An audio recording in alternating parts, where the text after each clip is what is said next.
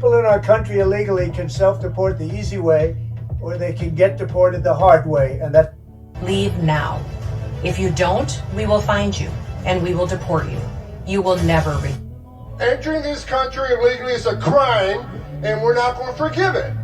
If you cross the border, your chances of being apprehended are much greater, and if you are apprehended, you're going to be removed from the country.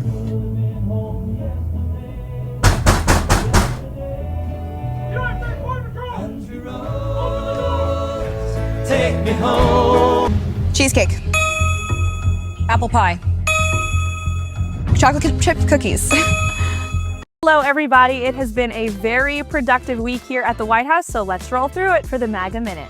The President and the First Lady hosted the annual Easter egg roll with more than 40,000 guests in attendance from across the country. The President welcomed a group of wounded veterans and heroes into the Oval Office and met with the Prime Minister of Norway at the White House. It was also another big week for investments in the United States. Bayer, Chevron, Coinbase, Roche, Toyota, GM, and Chobani all announced investments in the United States, opening offices and pouring billions of dollars into creating businesses and American jobs. And a major win for the MAGA movement, Secretary of Health and Human Services Kennedy announced that 8 artificial food dyes would be phased out of medication and food by the end of 2026. Attorney General Pam Bondi launched a task force to eradicate anti-Christian bias from our institutions. Our border continues to be the most secure it has ever been in our nation's history, with the Wall Street Journal even touting our massive successes. Next week marks 100 historic days of the Trump administration. We have a lot in store for you, so stay tuned, and we'll see you for next week's MAGA Minute. MAGA Minute is the greatest thing that the White House has done to get out the message of the amazing things that President Trump is doing and his administration throughout the week.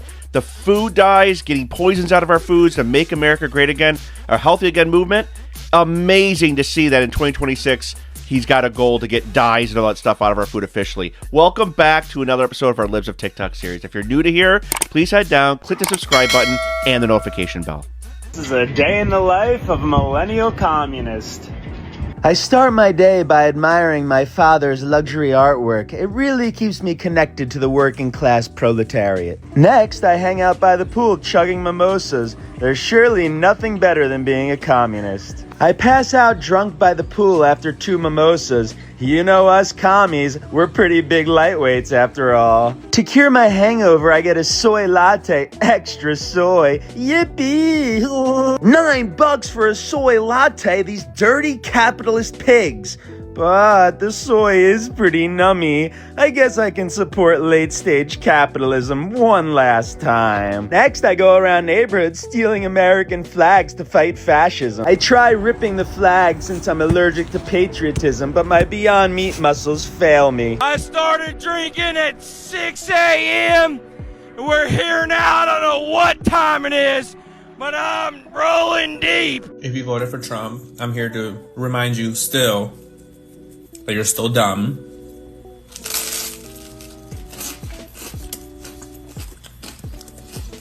Stupid.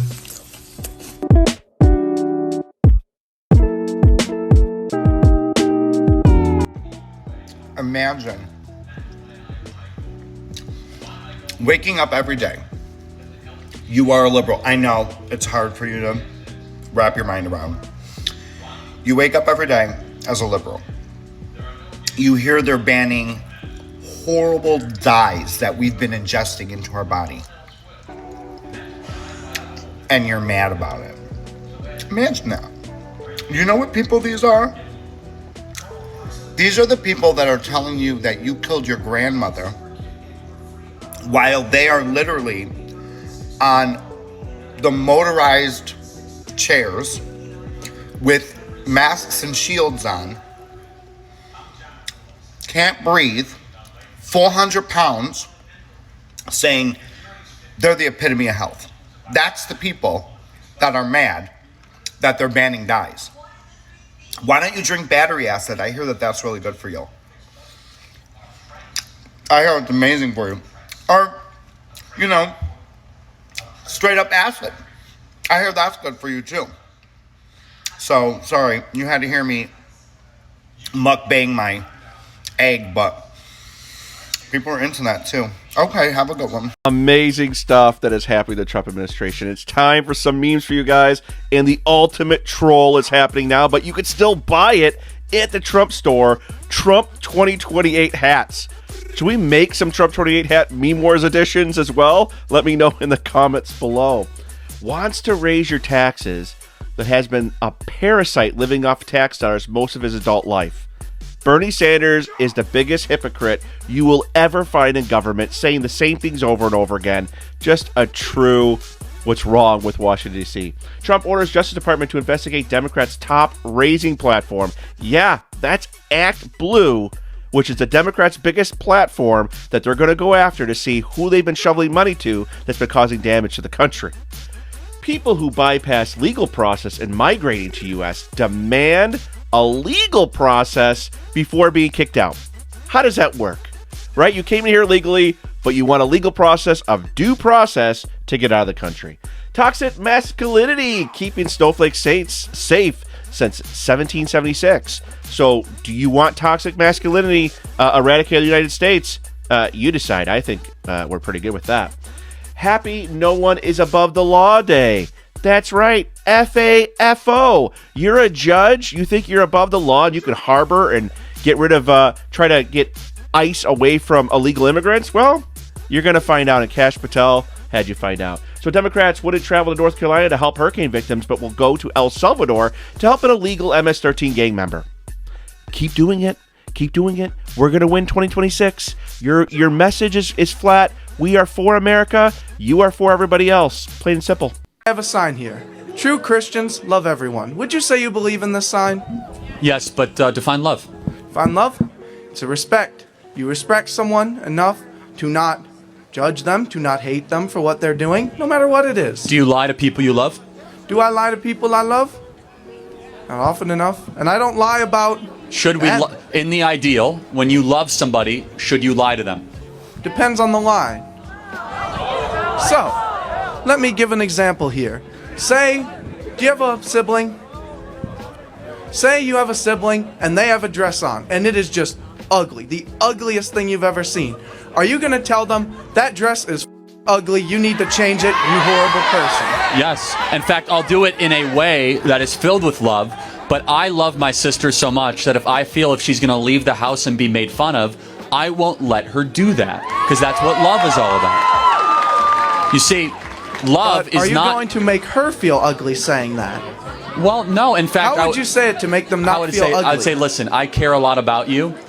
I think that maybe you should change that outfit, or let's see what other outfits you might have. What if she's like, no, I spent a lot on this, I'm really proud, I think this looks great. Are you going to say that what she thinks look great doesn't look great to you? I would say, look, you can obviously wear whatever you want, but I want to caution you that if you wear that dress out in public, it might not be received the way you think it would be received. I would be remiss not to say that if I actually loved my sister. I'd be remiss, because love is not affirmation. Love is not confirmation. Love is making sure that you care so much about the other that you're willing to challenge and point out flaws when you see them and have the courage to articulate it. That's what love is, as embodied by Christ our Lord. This might be the most significant thing Trump has done so far, and nobody is talking about it because nobody knows what disparate impact theory is. It basically says that if you screen all job applicants the same way, but your screening process disproportionately screens out people of a protected group, you could be sued for discrimination. If you're wondering how this could go wrong, you might want to look at this case from New York City. Their fire department was using a written exam to screen applicants, and Black and Hispanic applicants were passing at much lower rates. This is the sort of question you might see on this type of exam. If a 500-gallon tank empties at a rate of 50 gallons per minute, how many minutes do you have before your tank is empty? The answer is B, and to me, it seems pretty important that a firefighter should be able to answer this type of question. But the court ruled that New York's test that candidates of all races were taking, they ruled that that test was discriminatory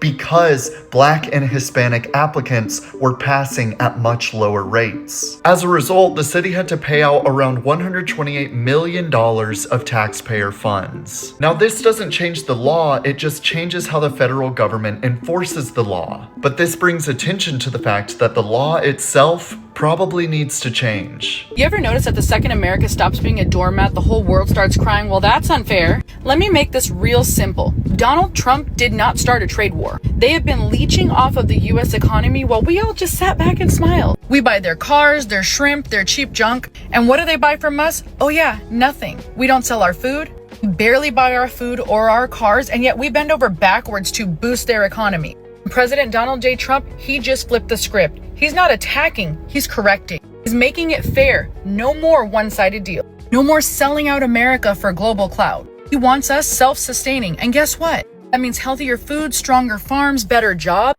and an economy that isn't hanging on by a thread to China or Europe. And the media, well, they're melting down. And the elites, they are screaming from the rooftops. But real Americans, well, we're cheering. Because this is exactly what we voted for, and we're not backing down from that. He's not just the best president of our lifetime. He is the first one in decades to actually put America first without apology. So call it a trade war if you want, but we're calling it taking back this country. In 2015, Obama said, if we don't write the rules, China will, and the U.S. will lose jobs because of this. Now it's 2025, and Trump hits China with 125% tariffs to stop the bleeding.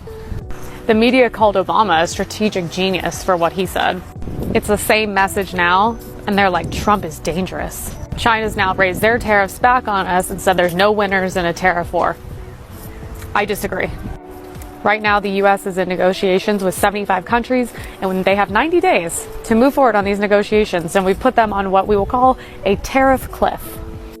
China's credit system has already been downgraded, and their debt is ballooning because what did we do? We took an aim at their weak spot, and what is that? Their dependence on consumerism in the United States. People say this isn't working, but it is. In the past week, how many companies have we seen pledge to invest in America and bring their cars here, their goods here, whatever it is? And I think I speak for a lot of people when I would rather spend more money and know that it was made in America and provided jobs. People in business especially understand short-term suffering is worth it for long-term prosperity. In general, for long enough, other countries have taken advantage of U.S. wealth through unfair trade practices, and now we're finally putting our foot down because we have someone who's in charge who actually wants to benefit America, not the globalist agenda. Yes, we do. And he's fighting for us. He's making America, keeping campaign promises. Who would have thought? That's what the problem is. A lot of the big companies, the investors, they didn't think Trump was going to follow through. But you don't learn from 2016.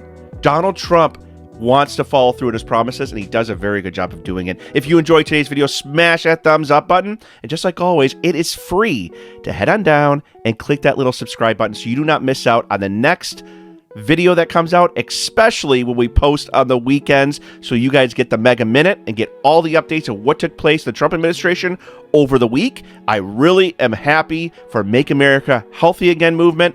Get junk out of our foods, make our families healthier again, get it out of our kids as well. Kids need to start off with the healthiest food as possible for the growth in their brain, their bodies, just getting them off to a great start. And Robert Kennedy Jr. is doing that. And it's angering. Why would that anger the leftists? Just because it's Trump. That's all it is. If it was Obama, if it was any Democrat, Joe Biden, this would be the biggest thing that's ever happened. He is the savior of the world, cleaning everything up, making us the best that we could be. But Trump, you guys know the drill.